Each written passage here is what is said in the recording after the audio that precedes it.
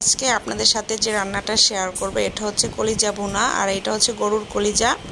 এই কলিজা রান্না করলে না আমার একটা কথা মনে পড়ে, অনেকে বলে কিছু কিছু মানুষকে নাকি কলিজা রান্না করে খাওয়ালেও বলবে লবণ কম হয়েছে। হ্যালো ফ্রেন্ডস, আসসালামু আলাইকুম, কেমন আছেন সবাই? আলহামদুলিল্লাহ আমরা বেশ ভালো আছি। আমার হাজব্যান্ড রাতেবেলা কলিজা নিয়ে এসেছে, সে নাকি কলিজা দিয়ে পরোটা দিয়ে খাবে। এজন্য আমার শাশুড়ি মা সুন্দর করে কলিজাগুলো কেটে দিয়েছে। আমি ভালো করে পানি দিয়ে একদম ধুয়ে নিয়েছি। এখন কলিজাটা আমি পানিতে সিদ্ধ করব, এই জন্য আমি কড়াইতে পানি দিয়ে দিয়েছি। পানিটা ফুটে উঠলে আমি এখানে কলিজাগুলো দিয়ে ভালো করে সিদ্ধ করে নিব, যাতে করে কোনো গন্ধ না থাকে। আর আমি কিন্তু বেশ অনেকক্ষণ ধরেই কলিজাটা ভালো করে সিদ্ধ করেছি। এই যে কলিজাটা আমার সিদ্ধ করা হয়ে গিয়েছে, আমি ভালো করে ছেঁকে নিয়েছি। এই পর্যায়ে আমি একটি কড়াইতে তেল দিয়েছি আর এখন দিয়ে দিব 1 কাপ পরিমাণে পেঁয়াজ বাটা। আমি একটু পেঁয়াজটা এখানে বেশি ব্যবহার করব। আর এরপরে আমি কিছু পেঁয়াজ কাটাও দিয়ে দিব। এখন দিয়ে দিব 1.5 চামচের মতো রসুন বাটা এবং 1 চামচের মতো জিরা বাটা। আর এখানে আরেকটা মশলা অ্যাড করেছি, সেটা হচ্ছে এলাচ আর দারচিনি, এই দুইটা ভালো করে পাটায় পিষে নেওয়া হয়েছে। এখন দিয়ে দিয়েছি 1.5 চামচের মতো আদা বাটা। ভালো করে আমার মশলাটা কষিয়ে নিয়েছি তেলের উপরে। এখন এই পর্যায়ে আমি একটু পানি দিয়ে দিয়েছি।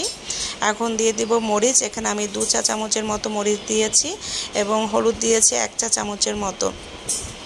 কালারটা কিন্তু অনেক ভালো হয়েছে। আমরা কেউ কিন্তু বাজারে প্যাকেটের মশলা খাই না, এখানে সবাই আমরা একদম ভাঙানো নিজেদের হাতে এই মশলাগুলো আমরা ব্যবহার করি। আমি ঢাকাতেও এই মশলাগুলো নিয়ে এসে আমার শাশুড়ি সুন্দর করে হলুদ মরিচ শুকিয়ে লোক দিয়ে একদম ইসে থেকে ভাঙিয়ে তারপর নিয়ে আসেন। এই পর্যায়ে আমি স্বাদমতো লবণ দিয়েছি এবং এখানে কিন্তু আমি কাটা পেঁয়াজও দিয়েছি। একদম পেঁয়াজগুলো একদম ভালো করে আমি বাটা মশলাগুলোর সাথে মিক্স করে নিচ্ছি। আমার মশলাটা কিন্তু ভালো করে ভুনা করা হয়ে গিয়েছে। এখন আমি এই পর্যায়ে কলিজাটা দিয়ে দিয়েছি। কলিজাটাও আমি অনেকক্ষণ ধরেই ভালো করে ভুনা করে নেব। আমি একটু সরা দিয়ে ঢেকে দিয়েছি আর বারবার করে এপাশ ওপাশ করে কলিজাটা উলটপালট করে দিয়ে দিচ্ছি, যাতে করে কলিজাটা ভালো করে ভুনা হয়। এখন আমি এর সাথে কিছু আলু অ্যাড করেছি। অনেকে হয়তো বা আলু দেন না, অনেকে হয়তো বা দেন, কিন্তু আমার কাছে কলিজার সাথে আলুটাই বেশি ভালো লাগে, এই জন্য আমি এখানে অল্প কিছু আলু দিয়েছি। আমার আলুর সাথে কলিজাটা ভালো করে ভুনা করা হয়েছে। এখন আমি এখানে গরম পানি দিয়ে দিয়েছি।